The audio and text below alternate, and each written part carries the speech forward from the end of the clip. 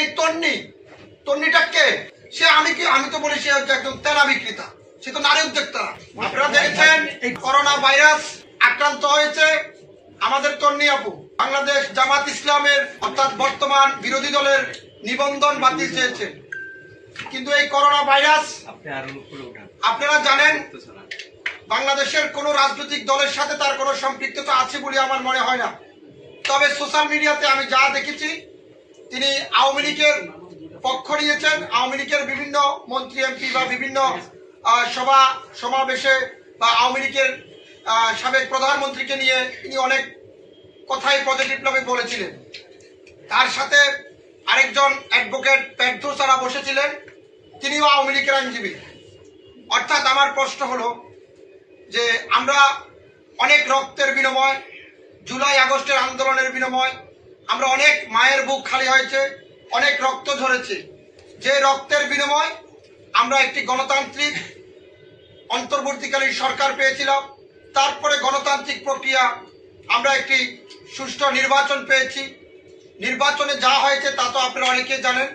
আর এই সুষ্ঠু নির্বাচনের পরিপ্রেক্ষিতে বাংলাদেশ জাতীয়তাবাদী দল বিএনপি সরকার গঠন করেছে, জামাত ইসলাম সহ 11 দলীয় জোট বিরোধী দলের আসন অলঙ্কিত করেছে।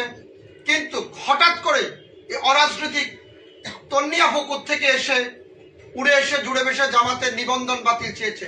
উনি নিবন্ধন বাতিল চেয়েছেন, এটা নিয়ে আমার কোনো আপত্তি নেই, কিন্তু আমার প্রশ্ন হলো উনি যে একটি বিরোধী দলের নিবন্ধন বাতিল চেয়েছেন, বর্তমান রানিং এখনো সংসদে তারা বসেননি, তার আগে তার নিবন্ধন বাতিল চেয়েছেন এবং তার এই ইন্ধনের পিছনে কারা আছেন, কিভাবে জড়িত আছেন তাদেরকেও খুঁজে বের করা দরকার। এটি আমি বলি যে একটি বাংলাদেশের একটি গণতান্ত্রিক প্রক্রিয়া, একটি সরকার গঠন হয়েছে। এই সরকারকে আমরা সবাই, সরকার দল, বিরোধী দল, সাধারণ মানুষ সহযোগিতা করে গত 15 বছর আমরা কেউ শান্তিতে ছিলাম না, জেল জুলুম হামলায় মামলা জর্জরিত ছিলাম। তার ধারাবাহিক অনুযায়ী একটি সরকার গঠন করা হয়েছে। এই সরকারকে তো আমাদের ন্যূনতম 2 মাস, 5 মাস, 1 বছর আমরা কিছুদিন দেখতে হবে, সময় দিতে হবে। অর্থাৎ এই অসাম্প্রদায়িক বিষয়টাকে তুলে ধরে জামাতের নিবন্ধন বাতিলের ইস্যু এনে দেশে একটা অরাজকতা পরিস্থিতি তৈরি করার জন্য চেষ্টা অব্যাহত রয়েছে।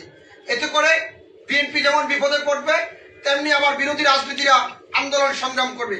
তাহলে ক্ষতিগ্রস্ত করা হবে, আমার নিরীহ সাধারণ মানুষ ক্ষতিগ্রস্ত হবে। এবং আমার প্রশ্নটা হচ্ছে যে এই তন্নিটা কে? সে বাংলাদেশের রাজনৈতিক অঙ্গনে, সে একজন আওয়ামী লীগের সমর্থক।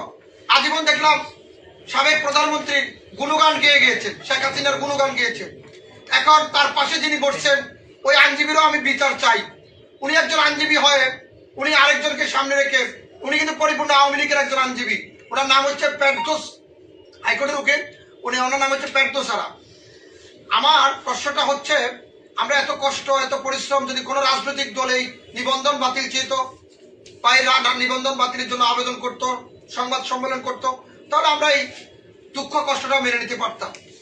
এই তন্নিকে দিয়ে এই পবিত্র রমজান মাসে একটা অরাজকতা পরিস্থিতি তৈরি করতে চেয়েছিল। দেখেন জাতীয়তাবাদী দল বিএনপি সরকার গঠন করেছে, যেদিন থেকে গঠন করেছেন তাদের আন্তরিকতার কোনো ঘাটতি নেই। তারা তাদের আন্তরিকতা দিয়ে চেষ্টা করছে সাধারণ মানুষের জন্য তারা যে ইস্তেহার দিয়েছেন সেই ইস্তেহার বাস্তবায়ন করছে, এবং বিরোধী দলীয় তার চেষ্টা করছেন, যারা আছেন তারাও এই রমজান মাসে সমাজ এবং রাষ্ট্রকে নিয়ে তারা তাদের কার্যক্রম ভূমিকা জনগণের পক্ষে অব্যাহত রাখার জন্য যথেষ্ট আন্তরিকভাবে চেষ্টা করছে। কিন্তু এখনো সরকার গঠন হয়েছে 1 সপ্তাহ অতিবাহিত হয়নি। এর ভিতরে রানী একটা বিরোধী দলের নিবন্ধন বাতিল চেয়েছে তন্নি, নারী উদ্যোক্তা। সে কিসের নারী উদ্যোক্তা? আপনি আমাকে যদি কোনো কে কিসের নারী উদ্যোক্তা? সে আমি তো বলি সে হচ্ছে একজন তেলা বিক্রেতা, সে তো নারী উদ্যোক্তা। সে একজন সিডা কাপড় বিক্রেতা।